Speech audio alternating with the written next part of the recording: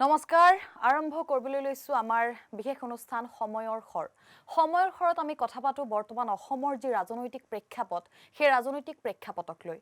সমাগত নিৰ্বাচনলৈ আৰু মাত্ৰ মাজত কেইটামান দিন বুলি কৈছো এই মুহূৰ্তত মাজত কেইটামান দিন আছে তাৰ আগত বহু অসমৰ যি প্ৰেক্ষাপট বহু ঘটনা পৰিঘটনা ঘটি গল আমি আহিছো কা আন্দোলন হৈ গল এবছৰ উকলি গল অসমে বহু দেখিলে বহু হেৰুৱালে গুৱাহাটীখন তছনছ হৈ গৈছিল বা বহু আন্দোলন পৰিঘটনা আমি দেখিলো অসমবাসীয়ে দেখিলে এই কা আন্দোলনৰ ফলত কাৰ লাভ হল কাৰ লোকসান হল ৰাজনৈতিক দলৰ জন্ম হল আমাৰ অসমতে আমি যদি চাও নিৰ্বাচনলৈ মাজত মাত্ৰ কেইটামান দিন আছে কা আন্দোলন গল কা আন্দোলনৰ পিছত কা আন্দোলন হৈছিল এখন আইনক লৈ কেপগুচি কা হল কা হোৱাৰ পিছত এখন ডাঙৰ আন্দোলন আমি দেখা পালো কিন্তু কা যেতিয়াই আইনলৈ ৰূপান্তৰিত হল সংশোধিত হৈ সেই কা আইনখন হোৱা আজি এবছৰ হৈ গল সেই এবছৰ হোৱাৰ পাছতো কা আইনখন কিন্তু প্ৰযোজ্য হোৱা নাই বৰ্তমান মুহূৰ্ততো যি অধিনিয়ম আছে প্ৰযোজ্য হোৱাটো দূৰৰ কথা সেই অধিনিয়ম সূচী কিন্তু বনোৱা হোৱা নাই বৰ্তমান মুহূৰ্তত গৃহ মন্ত্ৰালয়ে 6 মাহৰ পিছত 6 মাহ এনেদৰে তেওঁলোকে সময় বৃদ্ধি কৰিছে এই সময় বৃদ্ধি কৰাৰ আঁৰত মূলতে কি আমি এই বিষয়ে কথা পাতিম আমাৰ হৈতে আজি অতিথি উপস্থিত আছে প্যানেলিস্ট 4 গৰাকী উপস্থিত আছে আমি প্ৰথমতে তেওঁলোকক চিনাকি কৰি দিব বিচাৰিছো ঋতুপৰ্ণ তামুলী ফুকন ভাৰতীয় জনতা পাৰ্টিৰ মুখপাত্ৰ স্বাগতম জনাইছো আপোনাক আমাৰ অনুষ্ঠানলৈ বৰ্ণালী ফুকন অসম প্ৰদেশ কংগ্ৰেছৰ তেখেত মুখপাত্ৰ তেখেতকো স্বাগতম জনাইছো অনুপ শইকীয়া ৰাইজৰ দল স্বাগতম জনাইছো শিৱপ্ৰসাদ শইকীয়া শিৱপ্ৰসাদ শৰ্মা অধ্যক্ষ তেওঁ ইউটিএৰ স্বাগতম জনাইছো আপোনাক আমাৰ অনুষ্ঠানলৈ মোৰ প্ৰথম প্ৰশ্নটো ভাৰতীয় জনতা পাৰ্টিৰ মুখপাত্ৰ তথা প্যানেলিস্ট ঋতুপৰ্ণ তামুলী ফুকনলৈ আপোনালোকৰ চৰকাৰ কা কেপগুচি কা হল এই কা হোৱাৰ পাছত 6 মাহৰ পাছত 6 মাহ সময় লৈ আছে নিৰ্বাচন যেহেতু সমাগত আৰু মাজত কেইটামান দিন আছে সেই নিৰ্বাচন সমাগত হোৱাৰ পাছতো এতিয়ালৈকে যে আপোনালোকৰ আইনখন প্ৰযোজ্য হোৱা নাই অধিনিয়মসমূহ বনোৱা হোৱা নাই ইয়াৰ কাৰণ নিৰ্বাচন নেকি ভয় খাইছে নেকি ভাৰতীয় জনতা পাৰ্টিয়ে অসম বা পশ্চিম বংগৰ যি নিৰ্বাচন সেই নিৰ্বাচনক লৈ ভয় খাই তেওঁলোকে ডিলে কৰি গৈছে নেকি পলম কৰি গৈছে নেকি কি কয় নাই চাওক মই এইখিনিতে প্ৰথমতে ক'ব লাগিব যে এই কা যিখন আইন এই কা আইনখন কিন্তু মানে কেৱল অসমৰ বাবে নহয় এইখন এখন ৰাষ্ট্ৰীয় আইন আৰু এই আইনখন অসম কেন্দ্ৰিক নহয় আমি অসমৰ কিছু সংখ্যক ব্যক্তিয়ে ভাবে যে এইটো অসম কেন্দ্ৰিক তেওঁলোকে এটা প্ৰপাগেট কৰিব বিচাৰে তেওঁলোকে এটা অপপ্ৰচাৰ চলাই পেলাই কাখনক মানে কেৱল অসমৰ বাবে প্ৰযোজ্য আৰু অসমৰ বাবে বনোৱা হৈছে তেনে ধৰণৰ বুলি ভাবে কিন্তু আচলতে সেইটো নহয় কাখন এখন ৰাষ্ট্ৰীয় আইন আৰু সমগ্ৰ ভাৰতবৰ্ষৰ বাবে সেইখন প্ৰযোজ্য দ্বিতীয় কথাটো হ'ল যে ইয়াৰ যিখিনি দেৰি হৈছে বা যেনে ধৰণে সেইখিনি বিধিগত কথা আজি কিছুমান নিয়ম নীতি অনুযায়ী সেইখিনি কেনেকৈ প্ৰযোজ্য হ'ব সেইখিনি আহি থকা সময়ত কেন্দ্ৰীয় চৰকাৰে সেইখিনি নিৰ্ধাৰণ কৰিব তাত অসম চৰকাৰৰ কোনো ধৰণৰ তাত হেৰি নাই অংশীদাৰ নাই বাকি আপুনি যদি চাবলৈ যায় কা বিষয়ত আচলতে কা আইনখনক লৈ পেলাই আমি যেনে ধৰণে অসমত আলোচনা কৰোঁ সেইখিনি আলোচনা কৰিবলগীয়া হয় নে নহয় ইতিমধ্যে বাৰে বাৰে প্ৰমাণিত হৈছে কাৰণ কা আন্দোলন হৈ যোৱাৰ পিছত পঞ্চায়ত ইলেকশ্যন হৈ গ'ল কা যেতিয়া চলি আছিল কাৰ এটা যেতিয়া মানে পৰিৱেশ এটা গৰম কৰি ৰাখিছিল বিৰোধী দলসমূহে বা যিসকল ব্যক্তিয়ে নিজৰ ৰাজনৈতিক ভেটি তৈয়াৰ কৰিব বিচাৰিছিল যিসকল ব্যক্তিয়ে ৰাজনৈতিক দল খুলি তেওঁলোকৰ ৰাজনৈতিক যি উদ্দেশ্য তেওঁলোকে মানে উদ্দেশ্য তেওঁলোকে প্ৰশমিত কৰিব বিচাৰিছিলে সেই এনেধৰণৰ বিভিন্ন অপপ্ৰচাৰৰ জৰিয়তে কাখনক বিপথে পৰিচালিত কৰি পেলাইছিলে যিখিনি অসমবাসীয়ে দেখিলে কাৰণ কা আন্দোলন হৈ গ'ল তাৰ পিছতো আপোনাৰ কাউন্সিলবিলাক গোটেইখিনি ভাৰতীয় জনতা পাৰ্টিৰ নেতৃত্বত জিকি আহিল কা আন্দোলন চলি থকা সময়তো পঞ্চায়ত ইলেকশ্যন কায়ে কোনো কাৰণতে ক্ষতি নকৰে কেৱল ভাৰতীয় জনতা পাৰ্টিক নহয় কেৱল সমগ্ৰ অসমবাসীকে ক্ষতি নকৰে কাখনে সেইটো এটা বিৰোধীৰ অপপ্ৰচাৰ আৰু কিছু ব্যক্তিৰ ৰাজনৈতিক ভেটি তৈয়াৰ কৰাৰ এটা এইটো এটা মানে হেৰি হিচাপত লৈছে এটা পন্থা হিচাপত লৈছে বৰ্ণালী ফুকন কি ক'ব এই সমগ্ৰ বিষয়টো তেওঁ যে ক'লে ৰাজনৈতিক ভেটি বনাব বিচৰা বুলি কৈছে যিসকলে কাখন আপোনাৰ অপোজ কৰিছিলে কিন্তু এতিয়া তেওঁলোকৰ মিত্ৰজোঁটত থকা এজিপিৰ কথা কি ক'ব যেতিয়া কা আইনখন যেতিয়া কেব আছিলে তেতিয়া তেওঁ গৈছিলে কংগ্ৰেছৰ শৰণাপন্ন হ'বলৈ কংগ্ৰেছৰ হাতে ভৰিয়ে গৈ ধৰিছিলেগৈ ৰাহুল গান্ধীৰ ওচৰত গৈ যে এইখন গৃহীত হ'ব নালাগে যেতিয়া নেকি আমাৰ ৰাজ্যসভাত কংগ্ৰেছৰ মেজৰিটি আছিলে আৰু কংগ্ৰেছে খুব ধুনীয়াকৈ ফাইট কৰি পেলাই সেইটো সময়ত সেইখন আইনখন বলবৎ হ'বলৈ নিদিলে ৰাজ্যসভাত এতিয়া তেওঁ যিটো কথা কৈছে ৰাজনৈতিক উদ্দেশ্য মানে সফল কৰিবৰ কাৰণে কিন্তু তেওঁলোকৰ মিত্ৰজোঁটৰ এজিপিয়ে কি কৰিলে আৰু তাৰোপৰি অসমত কেনেকৈ ইম্পেক্ট নেপেলাব আজি অসমৰ আপোনালোকৰ যোনটো 6 নম্বৰ দফা কথা সদায় কৈ থাকে আজি 6 নম্বৰ দফা ধোৱা চাঙত উঠিলে আৰু আইনখন এনেকুৱা এখন মাৰাত্মক এটা আইন যিখন আইনে প্ৰতিটো বস্তুতে কিন্তু আপোনাৰ ইম্পেক্ট পেলাই আছে আজি 6 শিডিউল হওক আপোনাৰ প্ৰতিটো বস্তুত চাওক আপুনি কেনেকৈ ইম্পেক্ট নেপেলাব আজি ভাৰতৰ নাগৰিকত্ব পাবৰ কাৰণে আপোনাৰ 4টা ষ্টেপ থাকে এটা হ'ল জন্মগতভাৱে বাই ইনহেৰিটেন্স আপোনাৰ ৰেজিষ্ট্ৰেশ্যন ৱাইজ বা নেশ্যনেল 4টো হৈছে আপোনাৰ নেশ্যনেলিজম আগতে আপোনাৰ 2016 চনলৈকে ভাৰতবৰ্ষত আপোনাৰ 11 বছৰ থকা এজন মানুহে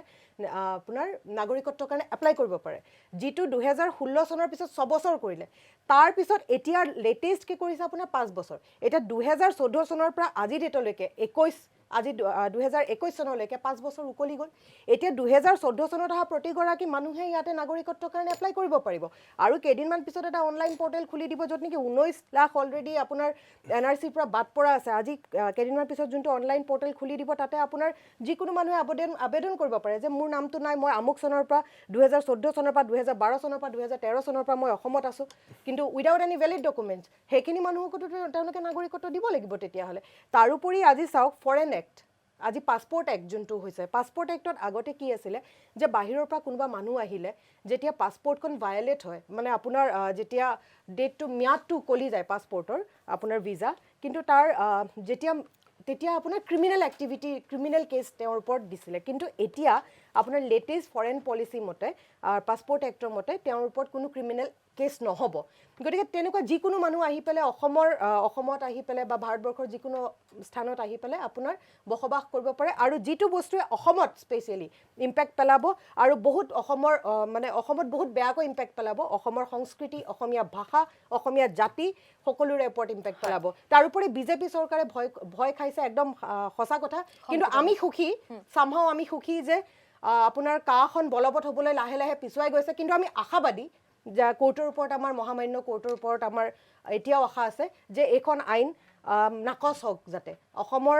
কংগ্ৰেছ দলৰ লগতে অসমৰ সকলো অসমবাসীয়ে প্ৰাৰ্থনা কৰিছোঁ আমি যে এইখন আইন নাকচ হওক এখন জাতিধ্বংসী এখন আইন বৰ্ণালী ফুকন আইন এখন নাকচ হ'বলৈ বহু প্ৰক্ৰিয়া থাকে যেতিয়া আইন এখন নাকচ হোৱাৰ কথা নাহে আইন এখন যেতিয়া সংবিধানত যাব সংবিধান অৱমাননা হ'ব তেতিয়া হয়তো সেইখন সংশোধন হ'ব সংশোধন হোৱাৰ কথা আহে কিন্তু আইনখন একেবাৰে নাকচ হৈ নাযায় অনুপ শইকীয়া এই ক্ষেত্ৰত যে আইন হ'ল আইন হোৱাৰ পাছত এতিয়ালৈকে অধিনিয়মসমূহ নাহিল প্ৰযোজ্য হোৱা দূৰৰ কথা ভাৰতীয় জনতা পাৰ্টি শংকিত হৈছে নেকি যেহেতু আইনৰ পিছতে আন্দোলনৰ পিছতে কিন্তু অসমৰ প্ৰেক্ষাপটত দুটাকৈ নতুন ৰাজনৈতিক দলো গঠন হ'ল এই ক্ষেত্ৰত কি কয় চাওক প্ৰথম কথা হ'ল ঋতুপৰ্ণ তামুলী ডাঙৰীয়াই যেনেধৰণে কথাখিনি কৈছে ঠিক তেনেধৰণে নহয় তেওঁ আচলতে ৰাইজক এটা বিপথে পৰিচালিত কৰিব বিচাৰিছে আপুনি চাওক অসমৰ ইমানখিনি মানুহ সেই সময়ত 2019 বৰ্ষত যি সময়ত আন্দোলন হৈছিলে সেই সময়ত যেনেধৰণে মানুহ ওলাই আহিছিলে সেই মানুহখিনি একো নজনাকৈ আহিছিলে নেকি যিসকল সুবিধাবাদী তেওঁলোকে আচলতে পুনৰ ভাৰতীয় জনতা পাৰ্টিত পৰি তেওঁলোকৰ নিজৰ স্বাৰ্থ যিসকলৰ জড়িত হৈ আছে তেওঁলোকে পুনৰ উভতি গৈছে বাকী কোনো মানুহ কিন্তু একদম স্পষ্টভাৱে তেওঁলোকৰ নিজৰ স্থিতিত আছে যেনেধৰণে আমি আছোঁ আমি কাৰ বিৰুদ্ধে আছোঁ কেব হৈ থাকোঁতেও বিৰুদ্ধাচৰণ কৰিছিলোঁ হোৱাৰ পিছতো বিৰুদ্ধে আছিলোঁ তেওঁলোকে ঠিকে আছে তেওঁলোকে যে ক'লে যে এছাম মানুহে নিজৰ ৰাজনীতিক এৰিয়াৰ গঢ়াৰ স্বাৰ্থত তেওঁলোকে আন্দোলন কৰিলে ঠিক আছে তেতিয়াহ'লে তেনেহ'লে এই 5জনকে যে শ্বহীদ হৈছিলে সেই 5জন শ্বহীদৰ ওচৰলৈ তেওঁলোকৰ বিজেপি কোনোবা নেতা গৈছিলে নেকি ঋতুপৰ্ণ তামুলী ডাঙৰীয়া ষ্টেজত বহি আছে ষ্টুডিঅ'ত আছে তেখেতে কওকচোন বাৰু তেওঁলোকক কোন মানুহ গৈ পেলাই তেওঁলোকক সহানুভূতি দেখাইছিলে কোনো মানুহ যোৱা নাই তাৰ পৰা স্পষ্টভাৱে যে তেওঁলোকে কেনেধৰণে ট্ৰিট কৰিছে মানুহক কেনেধৰণে সাধাৰণ মানুহক চাইছে সেই কথা স্পষ্টভাৱে আছে পোহৰলৈ আহিছে আপুনি চাওক এই যি বলবৎ কৰিবলৈ এতিয়া বৰ্তমান সময়ত বিজেপি চৰকাৰখন শংকিত হৈছে যিহেতু যদি বলবৎ কৰে লগে লগে পুনৰ এটা যেনেধৰণে অশান্ত পৰিস্থিতি হৈছিলে নিশ্চিতভাৱে মানুহে কেতিয়াও এনেকৈ ধৈৰ্য ধৰি নাথাকে, নিজৰ জাতিটোক নিজৰ ভেটিটোক কেতিয়াও এনেধৰণে বিকিবলৈ নিদিয়ে। জাতি মাতি শ্লোগান দিয়া বিজেপি চৰকাৰখনৰ দিনত ইতিমধ্যে জাতি মাটি শেষ হৈ গৈছে, এতিয়া মাথো ঘৰৰ ভেটিটো আছে। যেতিয়া কাঁহখন বলবৎ হ'ব তেতিয়া ঘৰৰ ভেটিটো নিশ্চিতভাৱে এইখন বিজেপি চৰকাৰে বিক্ৰী কৰি দিব। গতিকে মানুহ শংকিত, বৰ্তমান সময়ত গাঁৱে ভূঞে মানুহবিলাক শংকিত হৈ আছে। আজি যদি চাই তজুবাহী খাজনা বুলি যিটো কয়, তজুবাহী খাজনাবিলাক এতিয়া আজিকালি গাঁৱৰ মানুহবিলাকৰ পৰা নোলোৱা হ'ল। গতিকে এতিয়া গাঁৱত আমি যিমান দূৰ ৰাইজৰ দলৰ ফালৰ পৰা আমি গাঁৱত সোমাইছোঁ, গাঁৱত সোমাওঁতে দেখা পাইছোঁ প্ৰত্যেকজন ব্যক্তিয়ে প্ৰত্যেকজন মানুহে নিজৰ মাটি খাজনা মাটি পট্টা যি খাজনা, সেই খাজনা নোলোৱাৰ কাৰণে এতিয়া শংকিতত ভুগি আছে, শংকিত হৈ আছে। গতিকে ইয়াৰ পৰা যে এইবিলাক যে এটা চক্ৰান্ত ৰচি আছে বিজেপি চৰকাৰখনে সেয়া স্পষ্ট। গতিকে তেওঁলোকে ভাবিছে যে নিৰ্বাচনী বৈতৰণিতে পাৰ কৰোঁ, 2021 বৰ্ষত পুনৰ গাদী দখল কৰোঁ আৰু তাৰপিছত গৈ পেলাই এই যি ভেটি বাকী আছে সেই ভেটিটো বিক্ৰী কৰিম। এনেকুৱা নিশ্চিত চাওক এটা কথা স্পষ্ট, পুনৰ যদি কাঁহ বলবৎ কৰিবলৈ কিবা তেওঁলোকে ষ্টেপ আগবঢ়ায়, নিশ্চিতভাৱে অসমৰ ৰাইজ সজাগ সচেতন আৰু শিক্ষিত অসমৰ ৰাইজ পুনৰ ওলাই আহিব। কোনো দল সংগঠন বিশেষকৈ নহয়, কোনো ব্যক্তি বিশেষে ওলাই নাই, সেই কথা স্পষ্ট। যোৱা সময়ছোৱাতো আপোনালোকে দেখিছে। ধন্যবাদ জনাইছোঁ। আমি আপোনাৰ কাষলৈ আহিম। শিৱপ্ৰসাদ শৰ্মা, আপোনাৰ কাষলৈ আহিছোঁ। সঁচাকৈয়ে আইন হ'লে, ইতিমধ্যে আইন হ'ল, আইনখন অধিনিয়মসমূহ সূচনা প্ৰযোজ্য হোৱা নাই, আইনখন অধিনিয়মসমূহ বনোৱা হোৱা নাই, সময়ৰ পিছত সময় লৈ আছে। নিৰ্বাচনৰ আগত যেতিয়া আকৌ কাখন কেন্দ্ৰীয় গৃহ মন্ত্ৰালয়ে যেতিয়া আনিব, কাখন যেতিয়া হ'ব, প্ৰযোজ্য হ'ব, তেতিয়া আকৌ অশান্ত হ'ব নেকি, বা এই আইনখনে নিৰ্বাচনত প্ৰভাৱ পেলাব নেকি, কি কয়? সেইটো একচুৱেলি চৰকাৰৰ নিজা এক ইণ্টেলিজেঞ্চ ডিপাৰ্টমেণ্ট থাকে। পলিটিচিয়ান আজি আহিব, আজি বিজেপি আছে, কাইলৈ কংগ্ৰেছ আছে, কিন্তু যেতিয়া বিল এখন পাছ হৈছে, এখন বিল এখন আইন এখন যেতিয়া পাছ হৈছে, তাক ইমপ্লিমেণ্ট কৰিব লাগিব। আপোনাৰ যিটো কুৱেশ্যন, ইমপ্লিমেণ্ট কৰিব লাগিলে ডেফিনেটলি মানুহৰ কেনেকুৱা ৰিয়েকশ্যন হ'ব। চৰকাৰৰ এটা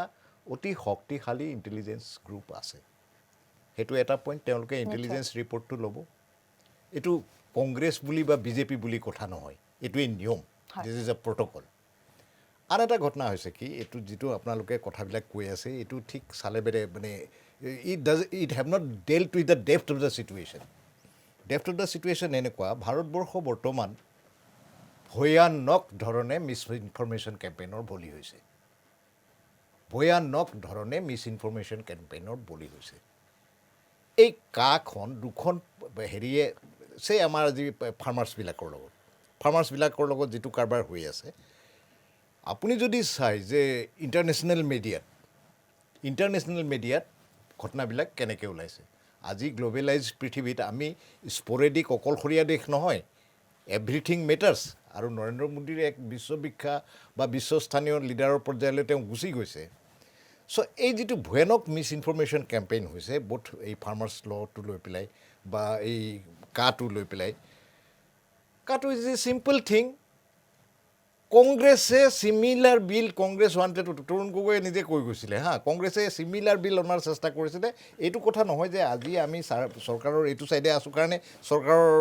যিকোনো কামেই আমি বিৰোধিতা কৰিম আৰু কাইলৈ আমি চৰকাৰ গ'লে তেওঁলোকে আকৌ বিৰোধী হ'ব। আজি কংগ্ৰেছ আহিলে বিজেপিয়ে আকৌ সেইখিনি বস্তু, ইট ডাজেণ্ট লুক গুড। বা এইটো পলিটিচিয়ানৰ কথা এপাৰ্ট, মই পলিটিচিয়ান নহয়, পলিটিচিয়ানৰ কথা এপাৰ্ট। এতিয়া ঘটনাটো হৈছে কি, লৈ পেলাই আপোনাৰ ৱৰ্ল্ডৰ যিখিনি মিডিয়াই, আমাৰ বাকী মিডিয়াবিলাক কি, মিডিয়া হৈছে কপি মাৰা house, print media particularly. Washington পোষ্টত কি লিখিলে তাৰ দ্বাৰা ইনফ্লুৱেঞ্চ হ'ল টাইমছ অফ ইণ্ডিয়া, তাৰ দ্বাৰা ইনফ্লুৱেঞ্চ হ'ল Deccan Chronicle, like that only. চবেই বা আমাৰ অসমৰ কাকতো কোনোবা এখন কাকতৰ দ্বাৰা তেনেকৈ ইনফ্লুৱেঞ্চড হৈ যায়। গোটেই কোনোবা এখনৰ কাৰণে গোটেইটো বদনাম হয়, কিন্তু আপুনি গোটেই পাৰ্টিকুলাৰলি গোটেই মিডিয়া হাউচক আপুনি তেনেকৈ ক'ব নোৱাৰিব। গোটেই মিডিয়াক মিডিয়া মোৰ অৰ লেছ আপোনাৰ not only media, we individual R also' influence. তেখেতৰ দ্বাৰা মই প্ৰভাৱিত হওঁ, মোৰ দ্বাৰা বেলেগ প্ৰভাৱিত হয়, এইটো প্ৰভাৱটো হয়। But there should be a concerted move from, মানে এটা কনচাৰ্টেড মুভ আৰম্ভ হয়। আজি যিটো ভয়ানক মিছ ইনফৰমেশ্যন কেম্পেইন হৈছে, যে লৈ পেলাই যি ভয়ানক মিছ ইনফৰমেশ্যন কৈছে, এই যে ৰাইজৰ দল কৈছে, ৰাইজৰ দলৰ মানুহে ৰাতি গৈ পেলাই ডিব্ৰুগড় ইউনিভাৰ্চিটিত আগদিনা ৰাতি কৈছে মাত্ৰ এটা ৰাতি আছে, ছোৱালীজনী কপি আমি ছ'চিয়েল মিডিয়াত আমি চব কৈছোঁ, এটা ৰাতিৰ ভিতৰত যদি নাবাজে 1,90,00,000 আছে বাংলাদেশত, 1,40,00,000 হিন্দু, 1,90,00,000 বাংলাদেশী আহি আৰু বামুণবিলাক আহিব। দিছ ইজ ছামথিং, মানে ছোৱালী এজনীয়ে কোৱা হেৰিটো মই কৈছোঁ, খুব ইণ্টেলিজেণ্ট মানুহবিলাক আহিব। আজিতো 1 বছৰ হৈ গ'ল। চ' তেওঁলোকৰ লিডাৰে যি ধৰণৰ মানুহক প্ৰভাৱিত কৰিলে, তাৰতো আমি কোনো আশা দেখা নাই। যে কা আইনক লৈ ভুল তথ্য দিয়া হৈছে ভুল মিছ ইনফৰমেশ্যন ৰাইজক। কেম্পেইন ঠিক আছে, চূড়ান্ত ভুল তথ্য ধৰণে দিয়া হৈছে। মিছ ইনফৰমেশ্যন কেম্পেইন এটা মানে হেৰি কৰি থাকিব বিচাৰে তেওঁলোকে আৰু এইটো পলিটিকেল ছিষ্টেমটোৰ মানে সুবিধা ল'ব বিচাৰে যে যেতিয়াই অপজিশ্যনত থাকিম এইটো এতিয়া ইলেকশ্যন আহিছে চবৰে গাত মানে যেনেকৈ পাৰি বিজেপিক বিৰোধিতা কৰিব লাগে তেনেকুৱা এটা ধৰণৰ তেনেকুৱা পৰিৱেশে এটা- দেখা গৈছে তেনেকুৱা- নহয় তাৰ জানো বাহিৰে- আমি কথা পাতি আছো এই মুহূৰ্তত আমাৰ সৈতে সংযুক্ত হৈছে উপেন ৰাজনাথ তেখেত এজেপিৰ আমি আপোনাক স্বাগতম জনাইছো কিছু পলম হ'ল আপোনালৈ আমি এবাৰ পোনপটীয়াকৈ গৈছো কা আইন হ'ল কা আইন হোৱাৰ পাছত আমি দেখিবলৈ পালো সেই আইনখন ইমপ্লিমেণ্ট বা প্ৰযোজ্য হোৱা নাই অধিনিয়মসমূহ এতিয়াও বনোৱা হোৱাই নাই সেইসমূহ হোৱা নাই ছমাহৰ পিছত ছমাহ কেন্দ্ৰীয় চৰকাৰ বা গৃহ মন্ত্ৰালয়ে সময় লৈ আছে গতিকে আমি ক'ব পাৰোঁ পশ্চিমবংগই হওক বা অসমতে হওক নিৰ্বাচন যিহেতু সমাগত সেই নিৰ্বাচনৰ প্ৰাক্ষণত ইমান যিহেতু সময় লৈ আছে ক'ৰবাত নহয় ক'ৰবাত কেন্দ্ৰ চৰকাৰে হওক বা অসম চৰকাৰে হওক অসম চৰকাৰৰ কথাটো যদিও নাহে তথাপিতো কৈছো শংকিত হৈছে নেকি অসমত যি অশান্ত হৈ পৰিছিল যি অশান্ত জৰ্জৰ পৰিৱেশৰ সৃষ্টি হৈছিল পুনৰবাৰ যদিহে তেনেকুৱা কিবা এটা হয় অসমখন আকৌ অশান্ত হ'ব আকৌ অসমত শ্বহীদ হ'ব এনেকুৱা ধৰণৰ ঘটনালৈ যিহেতু নিৰ্বাচন সমাগত গতিকে কা আইনখন সেইবাবে প্ৰযোজ্য হোৱা নাই নেকি উপেন ৰাজনাথ কি কয় আপোনাক ধন্যবাদ জ্ঞাপন কৰিছোঁ আজি আকৌ এবাৰ অসম জাতীয় পৰিষদৰ পৰা আপোনাৰ দৰ্শকক আমি নমস্কাৰ জনাইছোঁ প্ৰথম কথা হৈছে কা আমি নামানো কা আমি নামানো কা আমি নামানো কাৰ কাৰণে 5জন শ্বহীদ হ'ল ছেম ষ্টেফৰ্ড দীপাঞ্জল দাস আব্দুল আলিম দ্বিজেন্দ্ৰ পাংগিং আৰু আপোনাৰ ঈশ্বৰ নায়ক অসমীয়া সংজ্ঞাটো তাতে আছে যে 5জন যি শ্বহীদ তাতে আমাৰ অসমীয়া সংজ্ঞা লুকাই আছে অসমীয়া সংজ্ঞা আৰু বিচাৰিব দৰকাৰ নাই গতিকে এই 5জন সফল অসমীয়া ডেকাক হত্যাকাৰী বিজেপি দলক এইবাৰ অসমৰ পৰা উৎখাত কৰা হ'ব তাৰ আন্দোলন আৰম্ভ হৈ গৈছে ৰাজনৈতিক আন্দোলন আজি আমি জালুকবাৰীৰ পৰা আহিছোঁ জালুকবাৰী ৰাইজৰ মৰমৰ যি সুবাস সেই আমাৰ গাত লাগি আছে মই কৈছোঁ এতিয়া মূল প্ৰশ্নলৈ আহিছোঁ যে এইবাৰ আপোনাৰ কাখনৰ কাৰণে যি আন্দোলন হৈছিল কাৰ আন্দোলনে কাখনে যেতিয়া অসমীয়া জাতিক ধ্বংস কৰি দিয়াৰ এটা ব্লুপ্ৰিণ্ট অসমীয়া জাতিক দ্বিতীয় ত্ৰিপুৰা বনোৱা এখন আইন এই আইনখনে কি কৈছে এই আইনখনে কৈছে যে 2014 চনলৈকে যিমানবোৰ আপোনাৰ মানে অসমত যিমানবোৰ আপোনাৰ হিন্দু বাংলাদেশী আছে তেওঁলোকক নাগৰিকত্ব দিব আৰু তাৰ পাছত কোনোবা যদি আপোনাৰ নিৰ্যাতিত যদি কোনোবা মানুহ কোনোবা বিদেশী হিন্দু বাংলাদেশী আফগানিস্তান পাকিস্তান তাৰপিছত আপোনাৰ আফগানিস্তান পাকিস্তান আৰু বাংলাদেশ এই তিনিখন দেশত যিবিলাক মানুহ বোলে পাৰ্চিকিউটেড হয় তেওঁলোকে ভাৰতবৰ্ষত আপোনাৰ তেওঁলোকে আহি পেলাই নাগৰিকত্ব ল'ব পাৰে তাৰ মানে কি ঢাকা ইউনিভাৰ্চিটিৰ এজন ইউনিভাৰ্চিটি প্ৰফেচাৰ তেখেতৰ নাম আব্দুল বাৰাকাতে তেখেতৰ কিতাপত লিখি কৈ থৈ গৈছে যে বাই 2030 বাংলাদেশ হিন্দু শূন্য হৈ যাব ডেট মিনছ তেওঁলোকৰ আজিৰ ডেটত আপুনি যদি চাই উইকিপিডিয়া চাই যে তেওঁলোকৰ যদি জনসংখ্যা চাই 1,70,00,000 হিন্দু বাংলাদেশী বাংলাদেশত আছে এতিয়া আপুনি চাব এখেতৰ কথাখিনি আহি মই শুনি পাইছোঁ যে 1,90,00,000 আছে বোলে ক'ত গ'ল আৰু ডাঙৰীয়া অলৰেডি আপোনাৰ NRC-খনত কিমানখিনি মানুহৰ নাম ওলালে আপোনালোকে দেখা পাইছে দ্বিতীয় কথাটো হৈছে কি আপোনালোকৰ চৰকাৰে দেখোন মুখপাত্ৰ বা আপোনালোকৰ মানুহে কৈ আছে যে 5 লাখ মানুহ বোলে অলৰেডি জৰিয়তে নাগৰিকত্ব পাব 5 লাখ মানুহ যদি নাগৰিকত্ব পায় বাকী আমি 1,65,00,000 বাদ দিলোঁ বাৰু এইবোৰ আহিব এই 5 লাখ মানুহ যেতিয়া আপোনাৰ বিভিন্ন সমষ্টিত তেওঁলোকে 20,000কে যদি সমষ্টি এটাত যদি তেওঁলোকৰ যদি তেনেকুৱা ধৰণৰ পৰিসংখ্যা আহি যায় 20-25টা সমষ্টিত কোনে আপোনাৰ নিয়ন্ত্ৰণ কৰিব তাৰ কথাটো আপোনালোকে এবাৰ জুকিয়াই চাব আৰু দ্বিতীয় কথা যিহেতু আপোনাৰ কাখন প্ৰযোজ্য হোৱাৰ কাৰণে ৰুল ফ্ৰেম ষ্টাৰ্ট হোৱা নাই অলৰেডি তেওঁলোকে জুলাইৰ পৰা কৰিম বুলি কৈছে জুলাইৰ পাছত তাৰপিছত আপুনি দেখা পাব যে কিমান ধৰণৰ সেই মানুহ অহা আৰম্ভ হ'ব গতিকে অসমীয়া জাতি অলৰেডি নিপীড়িত অসমীয়া জাতিৰ আমাৰ যি অস্তিত্ব সেই অস্তিত্ব আজি সংকটত আছে তাৰ কাৰণে কা আন্দোলন হৈছিল তামোল পাণ খাবৰ কাৰণে ছেম ষ্টেফৰ্ড ওলাই অহা নাছিল তামোল পাণ খাবৰ কাৰণে আপোনাৰ আব্দুল আলিম ওলাই অহা নাছিলে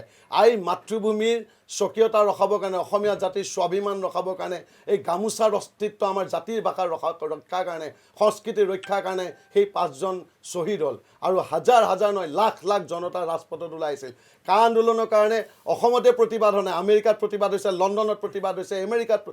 UAEত প্ৰতিবাদ হৈছে আপোনাৰ ছিংগাপুৰত প্ৰতিবাদ হৈছে হংকঙত প্ৰতিবাদ হৈছে প্ৰত্যেকজন স্বাভিমানী অসমীয়া প্ৰতিবাদ কৰিছে মই ঠিক আছে বাৰু এখেতে কৈছে যে কা আন্দোলনৰ নামত এওঁলোকৰ বহুত শিল্পীয়ে জইন কৰিছে বোলে বিপথে পৰিচালিত কৰিছে আৰু অ' ভাই যিসকল অসমীয়া বিজ্ঞ অসমীয়া শিক্ষিত অসমীয়া য'ত আমেৰিকাত আছে য'ত লণ্ডনত আছে যিসকলে ইমিগ্ৰেশ্যন পাবৰ কাৰণে গ্ৰীণ কাৰ্ড পাবৰ কাৰণে 7 জনম লাগিব কিছুমান মানুহৰ কাৰণে সেই মানুহে যেতিয়া আপোনাৰ কাৰ প্ৰতিবাদ কৰিছে কাৰখনৰ বিৰুদ্ধে কৈছে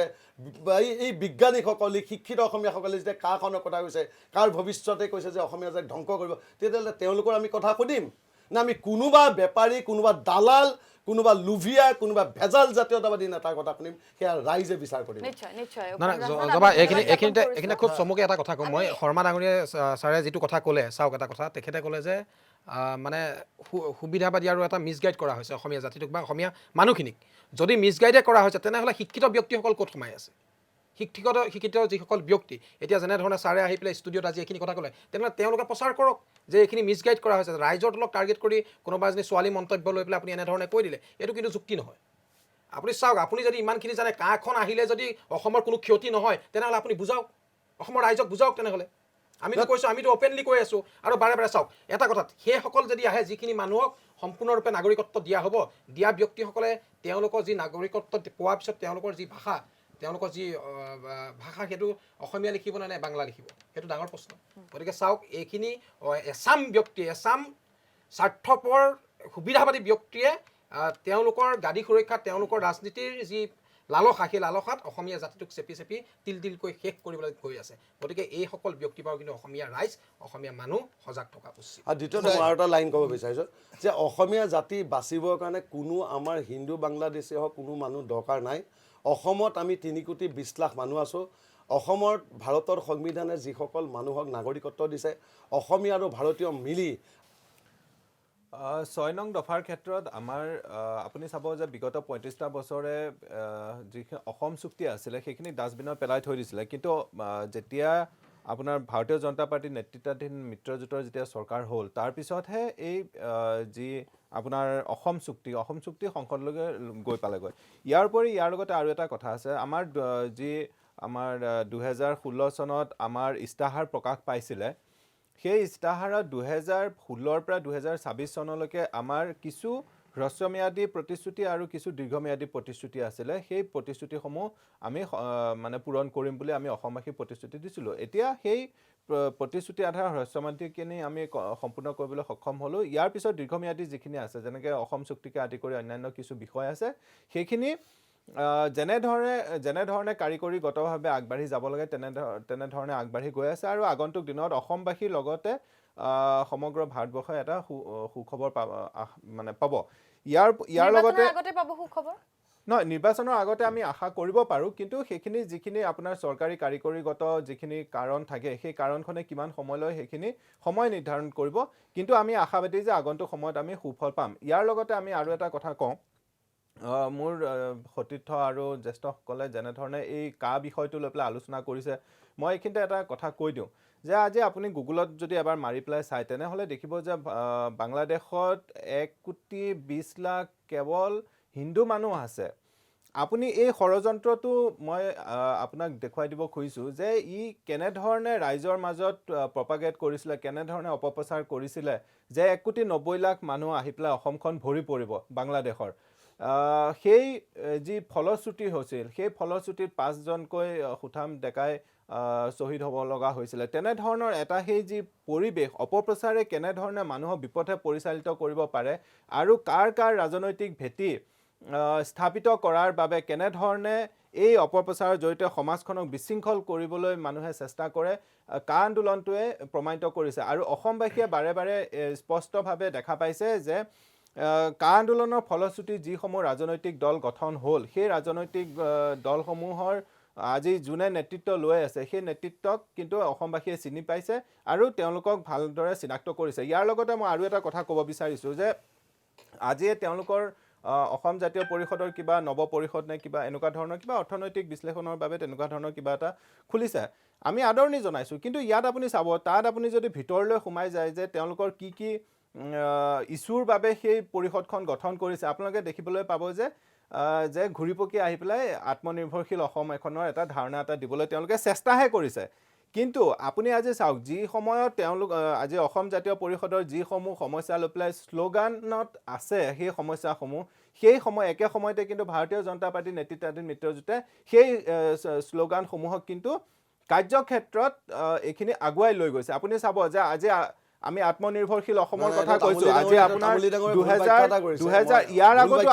আমি সামাজিক সুৰক্ষাৰ কথা কৈছো আমি সামাজিক সুৰক্ষা কেনেকৈ কৰিছো আপুনি চাব আমি ঘৰৰ কথা কৈছো আমি কৰ্মসংস্থাপনৰ কথা কৈছো আমি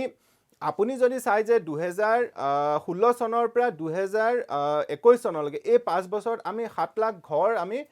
গৃহহীন আৰু দাৰিদ্ৰ মানুহক আমি দিছো ইয়াৰ লগতে আৰু এটা কথা আমি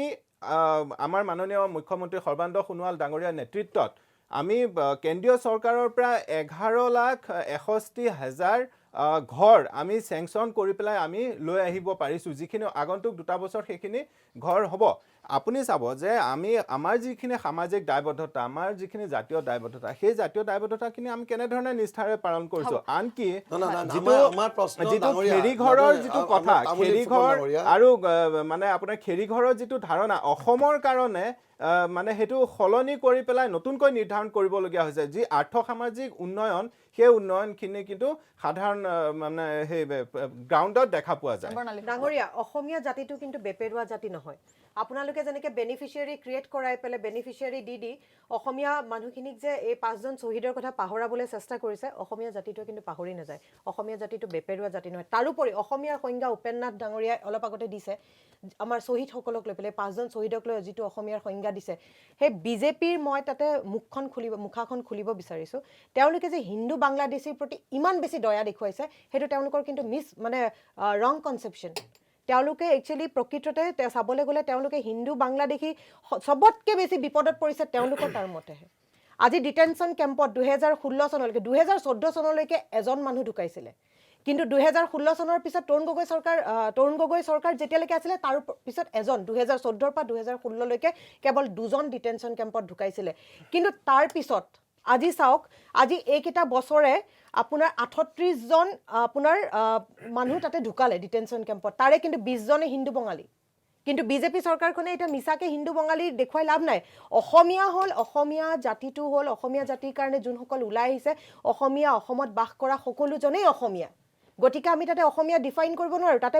বাংলা ভাষীও থাকিব তাতে আপোনাৰ কাৰ্বি বড়ো সকলো মিলাই পেলাই অসমীয়া হয় ভৌগোলিকভাৱে আমি অসমীয়া হৈ পেলাই আন্দোলন কৰিছোঁ তাতে হিন্দু বঙালী সেন্টিমেন্ট এটা ক্ৰিয়েট কৰাবৰ কাৰণে তেওঁলোকে কৈ আছে কিন্তু হিন্দু বঙালী চবতকৈ বেছি তেওঁলোকৰ দিনতে আজি খত্ৰে মে হে বুলি তেওঁলোকৰ যোনটো ভাষা আৰু ভাৰতীয় জনতা পাৰ্টিয়ে আৰু তাৰোপৰি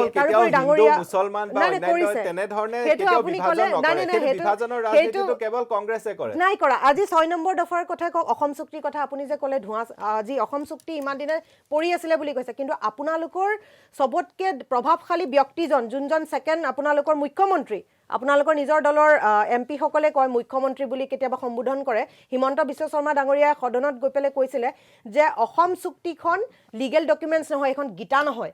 এনেকৈ বুলিও কমেণ্ট কৰিছে কিন্তু অসম চুক্তিখন যদি লিগেল ডকুমেণ্টছ নহ'লে হয় অসম চুক্তিৰ অধীনত আপোনাৰ অসম চুক্তিৰ আধাৰ লৈ পেলাই 1955ৰ চিটিজেনশ্বিপ এমেণ্ডমেণ্ট এক্টখনো নাহিলে হয় গতিকে নহয় মোক কৈ ল'বলৈ দিয়ক তেওঁলোকে যেনেকৈ প্ৰচাৰ কৰি আছে মই অকণমান আগতে কৈছিলোঁ যে আমাৰ নাগৰিকত্ব কেনেকৈ হয় 4টা ৱেত আমি নাগৰিকত্ব পাওঁ আজি কেনেকৈ অসম চুক্তি হ'ব আজি কেনেকৈ 6 নম্বৰ দফা তেওঁলোকে ইমপ্লিমেণ্ট কৰিব তেওঁলোকৰ কাখন আনিয়েই সেইটো এটা চক্ৰবেহুত সোমোৱাই দিলে সেইটো এনেকুৱা এটা চক্ৰবেহু তাতে তেওঁলোকে তাতে অসম চুক্তিৰ 6 নম্বৰ দফাত কেতিয়াও নাহে কাৰণ আজি 5 বছৰে যদি অসমত বসবাস কৰি নাগৰিকত্বৰ কাৰণে এপ্লাই কৰিব পাৰে তাতে অসমীয়া সংস্কৃতি জাতি ভেটি ৰক্ষা কৰাৰ মূল্যই নাই কেনেকৈ আপোনাৰ তাতে 6 নম্বৰ দফা আহিব জানো তেনেকৈ আজি জাতি মেটি ভেটি ৰক্ষা কৰা কথা যে সদায় কৈছে জাতিটোতো ধ্বংস কৰিলেই কাখন আনি কিন্তু আজি মাটি ভেটি আজি মিকিৰ বামুণী গাঁৱত কি হৈছে ডাঙৰীয়া আপুনি কওক আজি মিকিৰ বামুণী গাঁৱত কি হৈ আছে আপুনি উত্তৰ দিয়ক আমাৰ হেখিনিটো ট্ৰাইবেল মানুহ মিকিৰ বামুণী গাঁৱত যোনখিনি আছে কিন্তু ট্ৰাইবেল মানুহ হেখিনিটো আমাৰ অসমীয়া মানুহ আমাৰটো অসমীয়া মানুহ বিদেশী আনি পেলাই গোটেই অসমখনৰ যেতিয়া বিদেশী চৰণীয়া পথাৰ কৰিলে সেইটো সময়ত কংগ্ৰেছ ক'ত গৈছিল আজিৰ তাৰিখতো কংগ্ৰেছে বিদেশীৰ সমৰ্থনত গঠিত হোৱা দল এআইডিএফৰ লগত মিত্ৰতা কৰি পেলাই আজি তেওঁলোকে জাতীয় সমস্যাত মাত মাতিব বিচাৰিছে আমি এনআৰসি সাপোৰ্ট কৰিছো কংগ্ৰেছ দলে সদায় এখন নিকা এনআৰসি বিচাৰি আছে কংগ্ৰেছ দলে সদায় জাতীয় সমস্যাত মাত মাতি আছে সৰ্বাত সৰ্বাধিক ধৰি কংগ্ৰেছ দলে সৰ্বাধিক অসম কংগ্ৰেছৰ দ্বাৰা আপোনাৰ জেললৈ বৰ্ণালী ফুকন আমি দুয়োগৰাকীকে ৰখাইছো উপেন ৰাজনাথ মই এটা কথা ক'ব বিচাৰিছোঁ ঋতুপৰ্ণ তামুলী ফুকন ডাঙৰীয়া এটা ভুল কিন্তু ব্যাখ্যা এইখিনিতে কৰিছে। মই এটা কথা কওঁ এইখিনিতে মই মাজতে এটা কথা কওঁ হয় ভাৰতীয় জনতা পাৰ্টিৰ যিদৰে যিসমূহ কথা কৈছে কংগ্ৰেছৰো কিন্তু কোনো ধৰণৰ নৈতিক অধিকাৰ নাই ৬ নং দফা কাৰ্যকৰীকৰণ কৰাৰ ক্ষেত্ৰত মনমোহন সিঙে অসমক প্ৰতিনিধিত্ব কৰিয়েই দুবাৰকৈ তেওঁ প্ৰধানমন্ত্ৰী হৈছিল তেতিয়া কিন্তু ফাইল বাদ দিয়ক এনেধৰণৰ এখিলা কাগজো ইফাল সিফাল নহ'ল উপেন ৰাজনাথ আপুনি ভাল কথা কৈছে মই এইটো প্ৰায়ে কথা কওঁ যে ২০১৬ চনত কংগ্ৰেছৰ অপশাসন দুৰ্নীতি ভ্ৰষ্টাচাৰৰ কাৰণে অসমৰ ৰাইজে বিজেপিক আদৰি ল'লে কংগ্ৰেছৰ এতিয়া নাই কংগ্ৰেছৰতো কোনো এতিয়া প্ৰধানমন্ত্ৰী নাই গতিকে বিজেপিৰ প্ৰধানমন্ত্ৰী এতিয়া কোন আছে যে কংগ্ৰেছে একো কাম নকৰাৰ কাৰণেতো বিজেপিক দিলে ভোট ভাবিছিল যে বিজেপিয়ে সেই অসম ৬ নং দফা প্ৰতিবেদন বাস্তৱ কৰিব অসম চুক্তিখন তেওঁলোকে কাম কৰিব অসমীয়া ২৩ লাখ নিবনুৱাক তেওঁলোকে সংস্থাপন দিব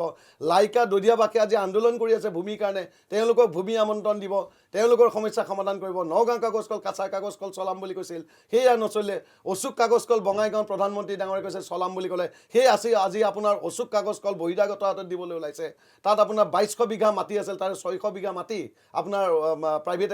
প্ৰাইভেট কোম্পানীক দিব বিচাৰিছে গতিকে এই ধৰণৰ তেওঁলোকৰ যি কাৰচাজি সেই কাৰচাজি অসমৰ ৰাইজে বুজি পাইছে কিন্তু মই মাজতে এষাৰ কওঁ ঋতুপৰ্ণ তামুলী ফুকন ডাঙৰীয়া ভুল ব্যাখ্যা এইটোৱে দিছে তেখেতে কৈছে বাংলাদেশত ১,২০ লাখ হিন্দু বাংলাদেশী আছে বুলি কিন্তু তেওঁৰ ব্যাখ্যা হ'ল ২০১১ৰ চেঞ্চাছৰ মতে ১,৪০ লাখ হিন্দু বেংগলী মানুহ তাত আছে হিন্দু বাংলাদেশী গতিকে আজি যদি ২০১১ত ১,৪০ লাখ হয় আজিৰ ডেটত সেইখিনি আপোনাৰ ১,৭০ লাখ ৯০ লাখ হ'বনে নহয় তেখেতে তাৰ মানে কেলকুলেশ্যনটো কৰি চালেই হ'ল দ্বিতীয় কথাটো হৈছে কোৱা হৈছে যে এই যি আপোনাৰ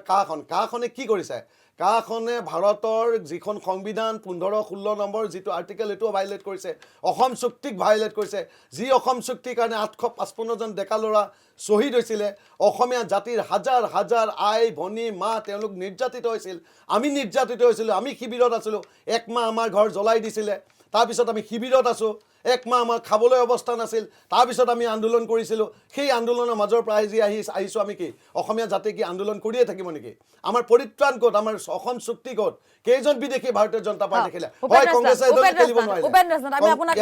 কংগ্ৰেছে খেলিব নোৱাৰিলে এই মুহূৰ্তত আপোনাক ৰখাইছো আমি গতিকে আমি বিচাৰিছোঁ এইবাৰ ২০২১ত অসমত সলিউশ্যন লাগে ২০২১ত অসমত জাতীয়তাবাদী চৰকাৰ হ'ব অসম জাতীয় পৰিষদ ৰাইজৰ দল BPF সকলো আলোচনা চলি আছে এই আপোনাক এই মুহূৰ্তত ৰখাইছো উপেন ৰাজনাথ আপোনাক এই মুহূৰ্তত ৰখাইছো প্ৰদৰ্শন কৰিম আপোনাক এই মুহূৰ্তত ৰখাইছো শিৱপ্ৰসাদ শৰ্মা এখানে যিটো কথা কৈছে যে অসমে কি আন্দোলন কৰি থাকিব নালাগে নমস্কাৰ অসমে এটা বস্তুৱেই বাদ দিব লাগে সেইটো হৈছে আন্দোলন ১৯৬০ চন ভাষা গণ্ডগোল শিলচৰত যিখন দেশ আমি বঙালী মানুহৰ ওপৰত অসম এখন পাই গ'লোঁ বিমলা চলিহা আৰু দেৱকান্ত বৰুৱাই ভোটৰ অংকত চিন্তা কৰি পেলাই ক'লে যে সিহঁতে অসমীয়া চলিব চৰকাৰী বঙালী মানুহখিনিক ঠাই ঠাই গুলি মাৰি ১৪টা মানুহ তাত মাৰি দিলে তাৰ পিছদিনা কি হ'ল ইয়াত এই আমাৰ গোৰেশ্বৰত ৫,০০০ বেংগলী মানুহৰ ঘৰ জ্বলাই দিলে তাৰপিছত কি হ'ল আন্দোলন কৰিলে অসমীয়া মানুহ ওলাই আহিল এই সূৰ্য বৰা মৰিল এই ৰঞ্জিত বৰপূজাই অসমীয়া ভাষা ৰঞ্জিত বৰপূজাই আপুনি ভাষাটো আজি ক'ৰ পৰা কৈছে এই ভাষা আন্দোলন কৰাৰ পিছত হয় ১৯৬২ চনত ভাষা আন্দোলন কৰাৰ পিছত তাৰ ছাৰাউণ্ডেড বাই বড়ো মানুহখিনিয়ে যে ভাষাৰ কাৰণে মানুহ মৰে এইটো কি বস্তু এইটো ভাষাটোতো আমাৰ ৬৩ চনত PTCয়ে গঠিত হ'ল আৰু ৬৭ চনত বড়োৱে নিজৰ ভাষাৰ স্বীকৃতি বিচাৰিলে ভালে আমাৰ ৫,০০০ মানুহক এয়া কিন্তু অসমীয়া ভাষাৰ ৰক্ষা কৰিবলৈ গৈ কৰিছিল দেই অসমীয়া ভাষা ৰক্ষা কৰিবলৈ গৈ পেলাই এই ৫,০০০ বেংগলী মানুহৰ ঘৰ জ্বলাই দিলে মই কওঁ আমি আজিলৈকে যিমান কাম কৰি আছোঁ অসমে কেৱল আন্দোলন কৰি আছে এই আন্দোলন কি কৰিছোঁ আমি সুদৌ অসম ছাত্ৰ সন্থা কৰিছোঁ আমি ভাষা জননী সাহিত্য সভা কৰিছোঁ আজি অসমীয়া সাহিত্য সভা গ'ল বড়ো সাহিত্য সভা আহিল কাৰ্বি সাহিত্য সভা আহিল ডিমাচা সাহিত্য সভা আহিল তিৱা সাহিত্য সভা আহিল জাতীয়তাবাদৰ এই আন্দোলনৰ ফল আমাৰ অসমীয়া জাতীয়তাবাদৰ ফল হৈছে এতিয়া বড়ো ভাষা নামানে হেৰিয়ে এই গোসাইগাঁৱৰ মূল প্ৰসংগলৈ আহক প্ৰসাদ শৰ্মা, যিটো মূল কৈছে প্ৰসংগলৈ আন্দোলনৰ আহক। কথা কৈ আছে নহয় তেখেতে- এতিয়া যিটো আন্দোলন কৰিলে ইয়াত অসম নৰেন্দ্ৰ ৰক্ষা মোদী কৰিব কি কৰি পেলাই নহয়, নহয়, প্ৰধানমন্ত্ৰী হ'ল, এইটো কওক আপুনি। এতিয়া আপোনালোকে যে সেইদিনা আন্দোলন কৰি 5টা মানুহ মাৰিলে আপুনি আন্দোলন মাৰিছে কৰি- এইটো নহয়, আপুনি নহয়, মাৰিছে তেনেকে উপেন নহ'ব। ৰাজনাথ, উপেন ৰাজনাথ, এইটো RSS আৰু BJP আপোনালোকে- মাৰিছে। উপেন ৰাজনাথ। নহয় নহয় সেই মানুহকেইটা ক'ত অধিকাৰ পিছতো পালে ওলাই আপুনি গ'ল যে এইবিলাক আপুনি PFI স্পষ্টভাৱে funded। কওক যে আপুনি বিজেপি ক'ত চৰকাৰখনে অধিকাৰ পালে আমি মাৰিছে। মাৰা আপুনি বুলি ক'ব। স্পষ্টভাৱে কওক যে বিজেপি চৰকাৰখনে মাৰিছে। আপুনি আপোনালোকে আপুনি যদি কৈছে সংগ্ৰাম নকৰিলেহেঁতেন এই সংগ্ৰাম যদি নকৰে মানুহখিনি সংগ্ৰাম আমি কৰিম। কি কাৰণে নহয়, ওলাই সেই আহিছে? আন্দোলন কৰিম। আমি সংগ্ৰাম কৰিম। আপুনি কোন হয়? অনুপ শইকীয়া, আপুনি কোন হয়? অনুপ শইকীয়া, আপুনি ঋতুপৰ্ণ তামুলী এজন এজনকৈ, এজন এজনকৈ, এজন মই শিৱ এজনকৈ। প্ৰসাদ চমক কৈ আছো। উপেন ৰাজনাথ, উপেন ৰাজনাথ, আপোনাক ৰখাইছো এই মুহূৰ্তত। অনুপ শইকীয়া, আপোনাক চাওক, চাওক, ৰখাইছো। এখেতে কৈ আছে যে আন্দোলন বন্ধ কৰিব লাগে, সঁচা অৰ্থত আমিও বিচাৰো। অসমত আন্দোলন বহুত হৈছে, আন্দোলন বন্ধ কৰিব লাগে, কিন্তু আন্দোলন কৰিবলৈ বাধ্য কিয় হৈছে সেইটো কওক আপোনালোকে। আজি ছাৰে যেনেধৰণে কথাখিনি ক'লে যে সঁচাকৈ আমিও নিবিচাৰোঁ, হাত কৰজু কৰি কৈছে আন্দোলন বন্ধ কৰিব লাগে। মই মানুহ একমত, সঁচাকৈ আন্দোলন বন্ধ কৰিব লাগে, কিন্তু আন্দোলন কি কাৰণে ৰাজপথত মানুহ ওলাবলগীয়া হৈছে? আজি নিজৰ ঘৰখনৰ যেতিয়া ঠিক নাথাকিব অভিয়াছলি ওলাই যাব। আজি যেতিয়া নিজৰ জাতিটো সংকটৰ সময় কিয় ওলাই নাযাম? কিয় নাযাম? আজি মই কৈছোঁ যাম, তেনেকৈ হাজাৰবাৰ আন্দোলন কৰিম। পুলিচৰ লাঠি কোপ খাই গুলিয়াই মাৰি দিলেও আন্দোলন কৰিবলৈ যাম। নিজৰ ভাষা নিজৰ জাতিটো কেনেধৰণে বিক্ৰী কৰিবলৈ নিদিওঁ এই বেপৰুৱা দেশৰ হাতত, এই বেপৰুৱা এইসকল ব্যক্তিৰ হাতত, এইসকল দালালৰ হাতত কেতিয়াও বিক্ৰী কৰিবলৈ নিদিওঁ। নিজৰ অস্তিত্ব ৰক্ষা কৰাৰ স্বাৰ্থত আমি ৰাইজ ওলাই গৈছোঁ। আৰু ছাৰে যিটো কৈছে যে আপোনালোকে মাৰিলে, আপোনালোকে নহয় ছাৰ, পাৰিলে আপুনি কওক যে বিজেপি চৰকাৰখনে হত্যা কৰিছে। দিন দুপৰত গুলিয়াই হত্যাকাৰী চৰকাৰে এনেধৰণে 5টাকৈ তেজাল যেতিয়া এফালৰ পৰা ভাঙি গৈছে নহয়, নহয়, এফালৰ পৰা সেই সময়লৈকে ভগা নাই। মই কৈছোঁ আপোনাক কলাক্ষেত্ৰ ভাঙিবৰ কাৰণে কি আন্দোলন কৰা হৈছিল নেকি? নহয়, নহয়, এইটো কথা অন্তত নহয়। বিজেপি স্পষ্টভাৱে কৈছোঁ ছাৰ, গুৱাহাটীত এফালৰ পৰা ৰেলিং বিলাক ভাঙাটো এইটো কেনেকুৱা নহয়, আন্দোলনৰ নামত অনুপ শইকীয়া, অনুপ শইকীয়া, অনুপ শইকীয়া, শিৱপ্ৰসাদ শৰ্মা, অনুপ শইকীয়া, আন্দোলনৰ নামত, আন্দোলনৰ নামত, আন্দোলনৰ নামত, আন্দোলনৰ নামত ধ্বংসকাৰ্য কেতিয়াও নচলিব। আন্দোলনৰ নামত আন্দোলনৰ ধ্বংসকাৰ্য কেতিয়াও নচলিব।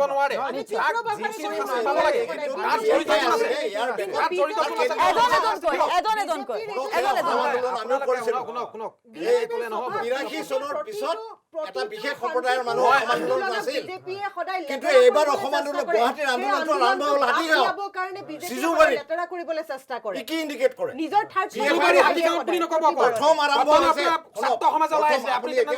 কিনৰ ভিডিঅ' ফুটেজ বা হেৰি নহয়, কটনৰ পৰা সেইকিনৰ ওলাই আহিছে। হয়নে নহয়? ঠিক আছে, মই নিজে উত্তৰটো লাষ্ট কেইটাত বহিছোঁ। আচ্ছা, মই উত্তৰ দিছোঁ। মই উত্তৰটো দিম। চিজুবাৰীত। নাই, হাতীগাঁও আন্দোলনটো মই মহাবিদ্যালয়সমূহৰ পৰা আৰম্ভ হৈছিল। কটন আপুনি এইটো বিশ্ববিদ্যালয়ে ইয়াৰ নেতৃত্ব উত্তৰটো লৈছিল। মোক কটন আমি বিশ্ববিদ্যালয়ে এজন এজনকৈ গ'লে ভাল হ'ব। মোক এজন এজনকৈ, এজন মোক ক'ব দিয়ক। ঋতুপৰ্ণ তামুলী ফুকন, আমি তেওঁৰ কাষলৈ গৈছোঁ, তাৰপিছত মোক ক'বই নিদিয়ে। আপোনাৰ কাষলৈ আহিম। মই এটা কথা ক'ব বিচাৰিছোঁ যে ভাৰতীয় জনতা পাৰ্টীয়ে এটা নীতি আৰু আদৰ্শ লৈ পেলাই চলে। সেইটো আপুনি চাব যে ভাৰতীয় জনতা পাৰ্টীয়ে কেৱল আৰু কেৱল মাতৃ বন্দনাত কৰে। মাতৃ বন্দনা মানে সমগ্ৰ ভাৰতবাসী, অসম লগতে সমগ্ৰ ভাৰতবাসীক মাতৃ হিচাপত জ্ঞান কৰি পূজা অৰ্চনা কৰি পেলাই আমাৰ যিখিনি কাম আছে, কাম কাজখিনি আমি আগবাঢ়োঁ। আপুনি চাব যে আজি ভাৰতীয় জনতা পাৰ্টীৰ নেতৃত্বত যিখন মিত্ৰজোঁট চলি আছে, চৰকাৰ চলি আছে, সেই চৰকাৰখনতকৈ জাতীয়তাবাদী চৰকাৰ অসমত আজিলৈকে কেতিয়াও নাছিলেই ক'ব গ'লে। আজি আপুনি চাওক যে আজি আমি জাতি মাটি ভেটিৰ কথা যেনেধৰণে কৈছিলোঁ, সেইখিনি আমি আমাৰ যিখিনি প্ৰতিশ্ৰুতি আছে আমি পূৰণ কৰিছোঁ। আজি কাজিৰঙাৰ পৰা আৰম্ভ কৰি যিমানখিনি সত্ৰ মাটি বেদখলমুক্ত কৰা আমি কৰিছোঁ। আজি আমি ভাষাটোক ক্লাছ 10লৈকে আমি বাধ্যতামূলক কৰিছোঁ। ভাষা সংস্কৃতি আগুৱাই নিয়াৰ বাবে আমি যিখিনি আমাৰ সাহিত্য সভা আছে, সেই সাহিত্য সভাখিনি আৰ্থিক অনুদানৰ জৰিয়তে আগুৱাই দিছোঁ। আজি আমি 700 যিখিনি আমাৰ উঠি অহা যুৱক লেখক, তেওঁলোকক আমি 50,000 টকাকৈ দিছোঁ। আমি জাতি মাটি ভেটিৰ ক্ষেত্ৰত আজি আমি আমাৰ যিখিনি জাতীয় দায়বদ্ধতা, সেইখিনি আমি অসম চুক্তি ৰূপায়ণৰ ক্ষেত্ৰত আমি আগবাঢ়ি গৈছোঁ। আমি আমাৰ জাতীয় দায়বদ্ধতা আমি বাৰে বাৰে প্ৰমাণিত কৰিছোঁ। আজি নাই, আমি 23 লাখ, আমি 15 লাখ মুদ্ৰা লোনৰ জৰিয়তে আমি 15 লাখ নিবনুৱা আমাৰ সক্ষম হৈছে লোন ল'বলৈ। তাৰ উপৰি আপুনি যদি চাবলৈ যায় তেনেহ'লে দেখিব যে আমি অসমৰ জাতীয় সমস্যাসমূহক যেনেধৰণে আগুৱাই লৈ গৈছোঁ, বিগত সময়ছোৱাত কোনো চৰকাৰে তেনেধৰণে আগুৱাই লৈ যোৱা নাই। যদিও ভাৰতীয় জনতা পাৰ্টী এটা ৰাষ্ট্ৰীয়তাবাদী দল, কিন্তু ভাৰতীয় জনতা পাৰ্টিৰ সেই এটা নীতি আৰু আদৰ্শ আছে যি ৰাষ্ট্ৰীয়তাবাদৰ লগতে যিখিনি আঞ্চলিক সমস্যা সেই আঞ্চলিক সমস্যাসমূহ সমাধান কৰি পেলাই ৰাষ্ট্ৰীয়তাবাদক বিশ্বাস কৰে আপুনি চাব এটা তেতিয়ালৈকে সামগ্ৰিকভাৱে ৰাষ্ট্ৰৰ কেতিয়াও উন্নয়ন নহয় ভাৰতীয় জনতা পাৰ্টি সেই মতাদৰ্শত বিশ্বাসী সেইবাবে সমগ্ৰ ভাৰতবৰ্ষৰ লগতে সমগ্ৰ ভাৰতবৰ্ষৰ প্ৰতিটো অঞ্চলক সামগ্ৰিক উন্নয়ন কৰি যোৱাটো ভাৰতীয় জনতা পাৰ্টিয়ে বিশ্বাস কৰে ভাৰতীয় জনতা পাৰ্টি যেনেকে আঞ্চলিকতাবাদৰ কথাও চিন্তা কৰে বুলি কৈছে বানপানীত কেইটকা দিলে আপোনালোকৰ ভাৰতীয় জনতা পাৰ্টি এবাৰ অসমৰ বানপানীত 451 টকা কেইদিনমান আগতে পাইছে এইটো চবেই জানে কিমান ভাৰতৰ 451 কোটি টকা আজি কেইদিনমান আগতে পাইছে আপুনি কিমান দিলে তেনেকে নুসুধিব আপুনি সামগ্ৰিকভাৱে কওক আপোনাৰ এইবাৰ বানপানীত কিমান বছৰ হৈ গ'ল 2 বছৰে কিমান দিলে দুই বছৰে টকা নাই ইলেকশ্যন প্ৰত্যেক বছৰে আজি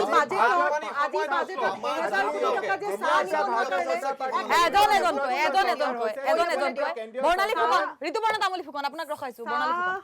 সম্প্ৰদায়ৰ চাহ মজুৰ সম্প্ৰদায়ৰ লোকসকলৰ কাৰণে যে 1000 কোটি টকা দিছে 351 টকাটো কেতিয়া দিব 351 টকাটো কেতিয়া দিব না আপুনি কুইজৰ নিচিনাকে না নকব কেতিয়া দিব কওক নাই মই প্ৰশ্ন কৰিছো আপোনালোক চৰকাৰত আছে গটিকে আপুনি চৰকাৰৰ যেহেতু আপুনি ৰিপ্ৰেজেন্টেটিভ হয় গটিকে মই বিৰোধী দলৰ হিচাপে মই মোৰ অসমৰ জাতিটোৰ কাৰণে মই প্ৰশ্ন কৰিছো আপোনাক 351 টকা আৰু আপুনি উত্তৰ দিব লাগিব আপুনি চাব মই মোৰ চৰকাৰ নাই আমি 2021 চনৰ মে মাহৰ পিছত উত্তৰ দিম কোটি টকাৰ যি ব্যৱস্থা আছে সেইখিনি কাৰিকৰীগত যিখিনি এখন চৰকাৰ কেৱল এটা ইস্যুৰ উত্থাপন হলে লগে লগে সমাধান হৈ নাযায় তাৰ কাৰিকৰীগত আলোচনা বিলোচনা মাজেৰে প্ৰতিটো সমস্যা সমাধান হয় আপুনি খালি এটা চাব লাগিব যে সেই চৰকাৰখন কিমান সংবেদনশীল জাতীয়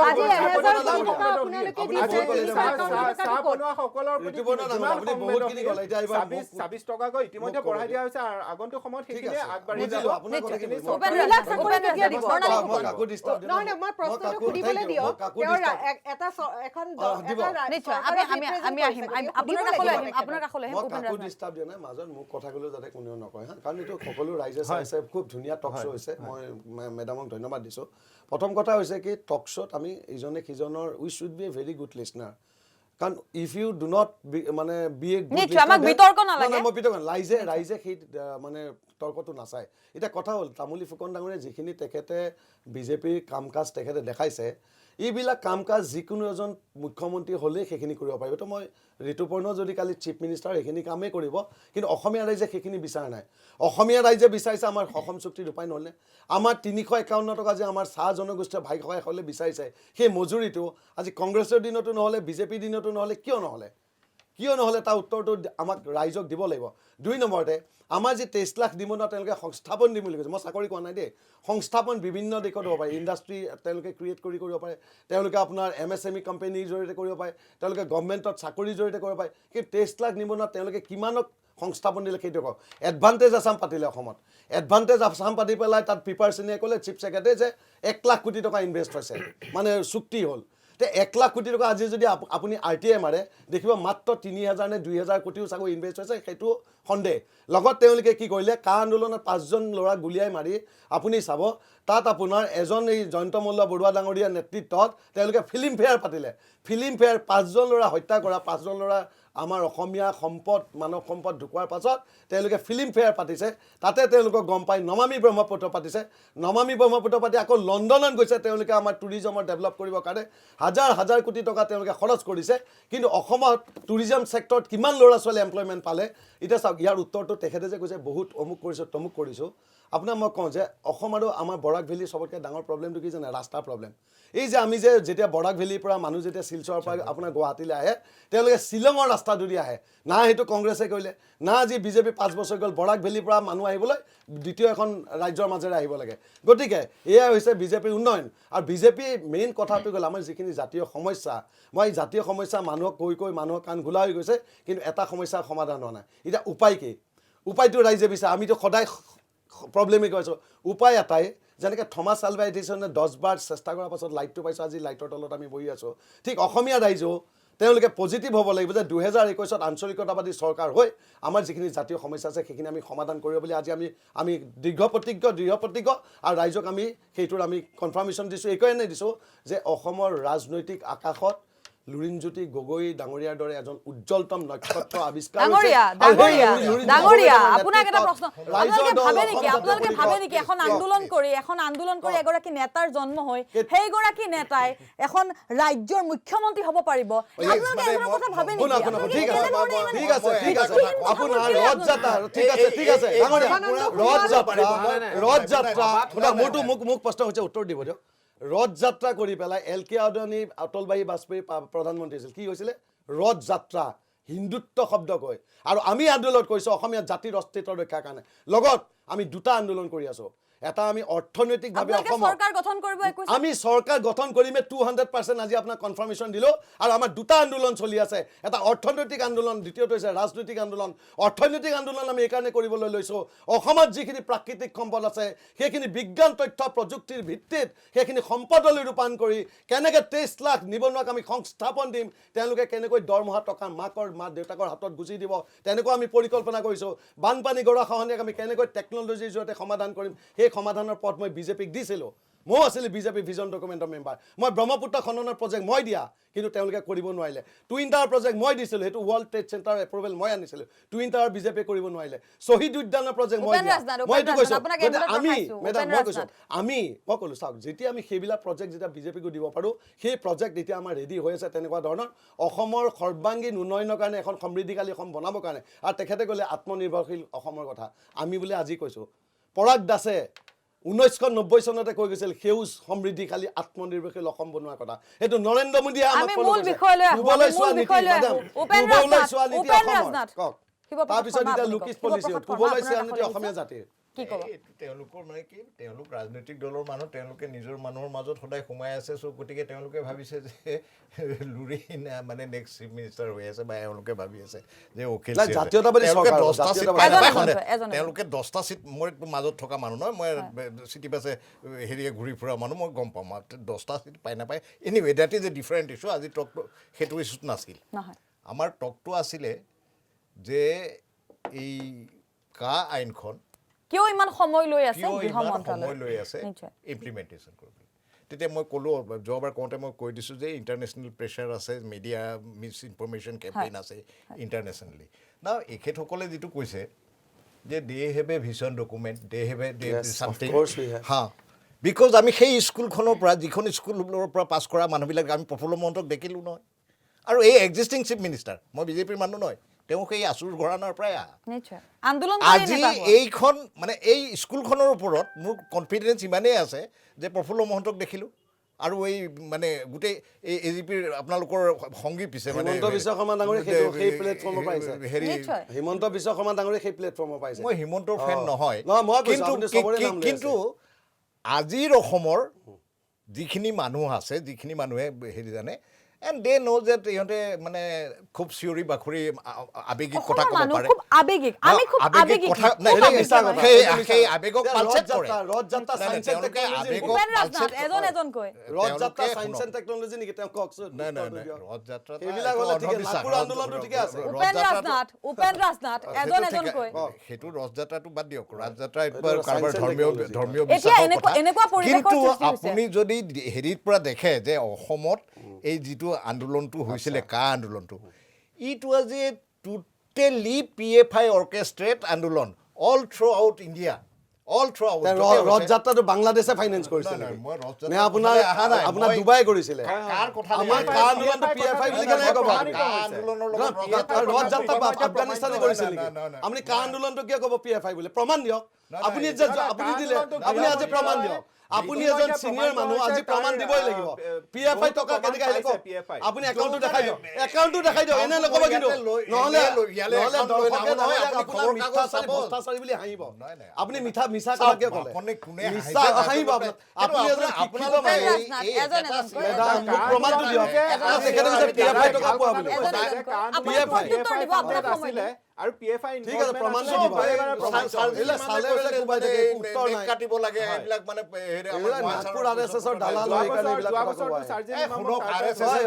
আপুনি কিয় PFI টকা কিয় ল'ব বুলি ক'ব ক'ত প্ৰমাণ দিয়ক PFI টকা ল'ব বুলি কিয় প্ৰমাণ আপুনি প্ৰমাণ আজি হাজাৰ উইদাউট হাজাৰ প্ৰুফ অসমীয়া যেতিয়া without proof how can you say পাঁচজন ল'ৰা আপোনালোকে হত্যা কৰিছে এয়াতো PFI ফাণ্ডেড মেডাম কওকচোন উইদাউট প্ৰুফ তেখেতে কেনেকৈ দিব উইদাউট প্ৰুফ PFI টকা লোৱা বুলি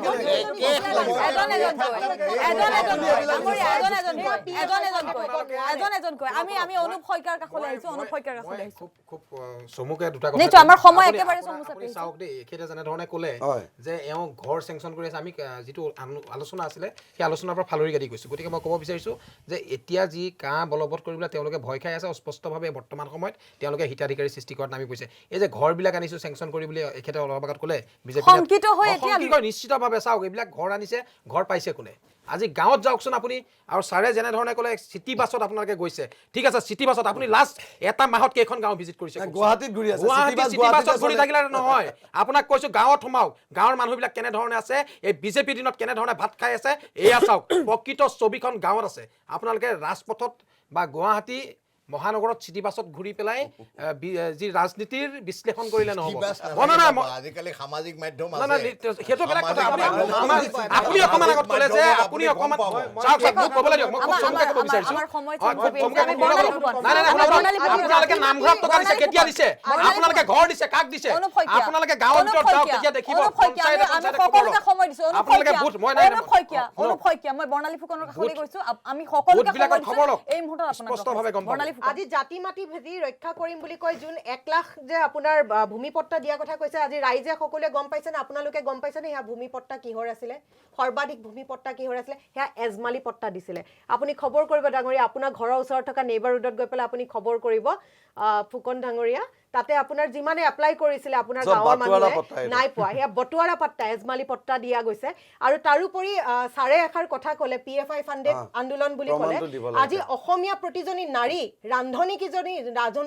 শিপিনী কিজনী যে ওলাই আহি ৰাস্তাত অসমীয়া জাতিৰ কাৰণে যে আন্দোলন কৰিছে স্যাৰ মই আপোনাৰ এই কথাখাৰত খুব দুঃখিত হৈছোঁ মই একদম দুঃখিত হৈছোঁ এজনী অসমীয়া আৰু উঠি অহা মানে ছোৱালী এইটো হিচাপে হেৰিয়ে মই যেতিয়া দুঃখিত। দেশৰ দায়িত্বভাৰ লৈ লৈছে এজনী তেতিয়া আমাৰ দৰে মানুহৰ কাম নাই কৰিছে, কোনো আপুনি কিন্তু ৰান্ধনী আৰু আপোনাৰ নৰেন্দ্ৰ মোদী কোন আপুনি অধিকাৰ নাই নেকি মানে?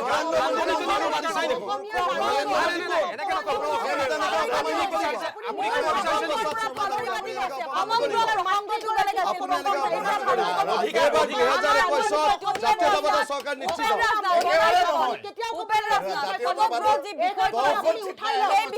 দহখন বিজেপিয়ে পাব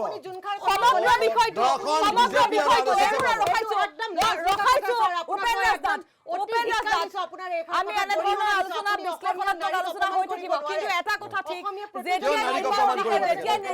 আপুনি নাৰীক অপমান কৰিছে আপোনাক ধিক্কাৰ দিছোঁ অসমত ভাৰতীয় জনতা পাৰ্টি সংকীৰ্ণ হৈছে নেকি আমি এনেধৰণৰ কথালৈ আটাইকেইগৰাকীকে ধন্যবাদ জ্ঞাপন কৰিছোঁ আৰু এই মুহূৰ্তত সময় আৰু সৰৰ পৰা মই জবাই বিদায় লৈছোঁ ধন্যবাদ।